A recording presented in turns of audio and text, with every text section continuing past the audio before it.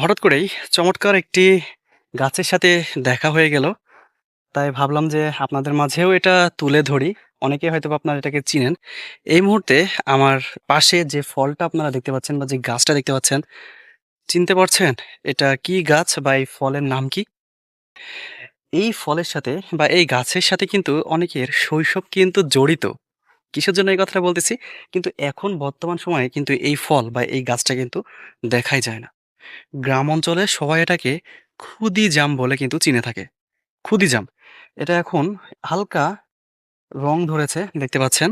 এখনো কিন্তু এটা সম্পূর্ণ পাকেনি। এটা যখন পরিপক্ক হয়ে পেকে যাবে, তখন কিন্তু এটার কালার হবে একদমই কালো।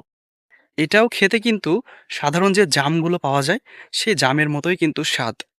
এই গাছটা কিন্তু এখন সচরাচর তেমন একটা দেখা যায় না। এটা হচ্ছে আপনার বিভিন্ন জঙ্গলের ধারে, বিভিন্ন রাস্তার ধারে এই গাছটা কিন্তু জন্মায় এবং এরকম ছোট, ছোট অনেক কিন্তু জাম এটাতে ধরে। আমরাও কিন্তু মানে বিশেষ করে আমি এই জাম কিন্তু খেয়েছি অনেক আগে।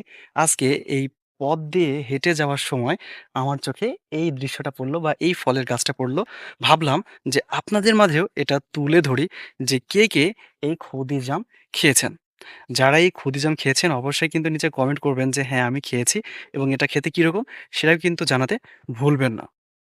পিছনে যে জিনিস আমরা রেখে আসি সেটা আমাদের অতীত হয়ে যায়। হঠাৎ করেই কোনো কিছু যদি আমাদের চোখের সামনে চলে আসে, তখন অতীতের কথা আমাদের মনে পড়ে যায়। ঠিক এটা হচ্ছে সেই প্রমাণ। হঠাৎ করেই দেখা হয়ে গেল এই গাছের সাথে এবং পেছনের কথা মনে পড়ে গেল যে একটা সময় আমরা দলবদ্ধভাবে এসে এই খুদি জাম সংগ্রহ করে নিয়ে যেতাম এবং পরবর্তীতে সেটা খেতাম। খুবই ভালো লাগতো এবং দুর্দান্ত। এর বীজ এবং এর ফল প্রায় সমান কিন্তু খেতে অনেকটাই সুস্বাদু। হঠাৎ করে দেখা হয়ে গেল আর এই জায়গাটাতে এই খুদি জামের গাছ অনেক রয়েছে। আমার এই পাশে, এই পাশ জুড়ে প্রায় পুরোটা জায়গাতেই কিন্তু এই খুদি জামের গাছটা রয়েছে।